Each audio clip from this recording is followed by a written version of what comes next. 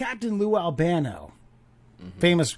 I knew him as a manager, but apparently, like most managers, if you're not Jimmy Hart or Jim Cornette, you were a wrestler, and then you transitioned into the managing state.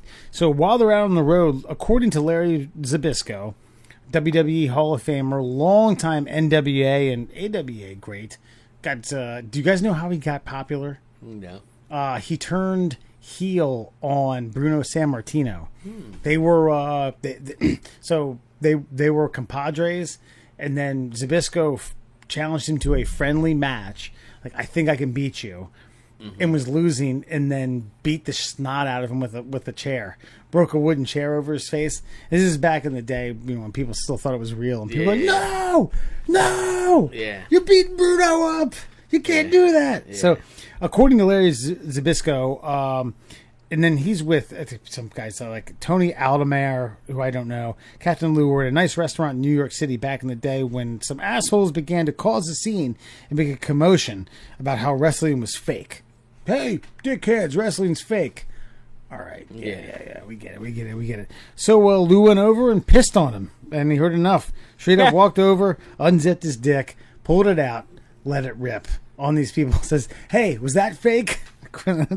That's a quote according to Zbyszko. That sounds right. Yeah, that's No, that sounds good. I like that. It also makes me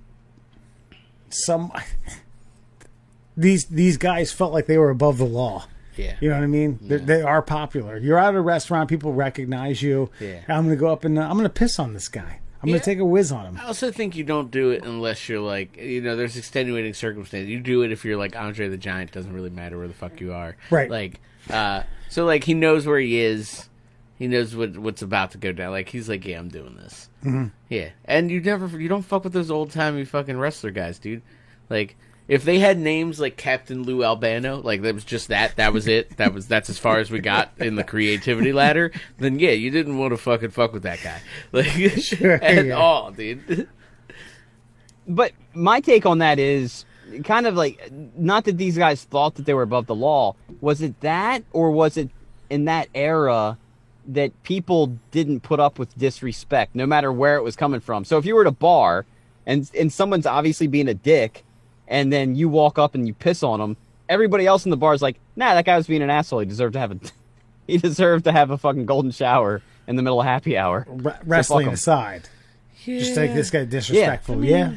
I guess there's a bit of that, but the pissing on a motherfucker seems excessive. Like, look, I'm all for fucking. Oh, you've got words to say to me? Okay, let's have a discussion or throw hands. Your choice. But you say that though, Alan. But think about 100 years earlier. If you disrespected somebody, they would just pull a gun out and shoot you in the bar. The music would stop for 3 seconds, and then everybody would be like, "Yeah, you deserved it." Well, I don't know.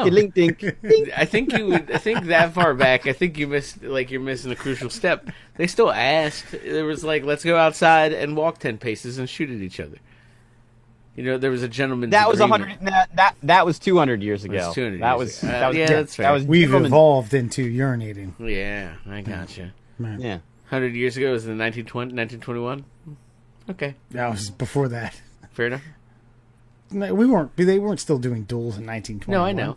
They No, were just straight up shooting motherfuckers. no, I was just going off of what he said. So 100 yeah. years ago, we just shoot motherfuckers. 150. Hey, you guys like to go with the fucking rule books on these things. I'm saying, like, in 1865, if you were in a dirty, dusty Western bar and you pissed somebody off, they would just shoot you in the chest.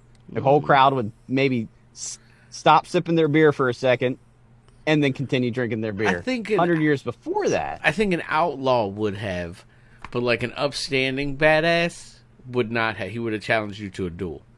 Right. You know what I'm saying? Like an outlaw, scruffy fucking guy in a bar. Yeah, he kills you. Just no questions asked.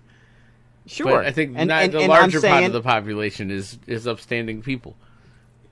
And the 1980s, the gruffy hole in the wall bar, you get a leak taken on you. Right.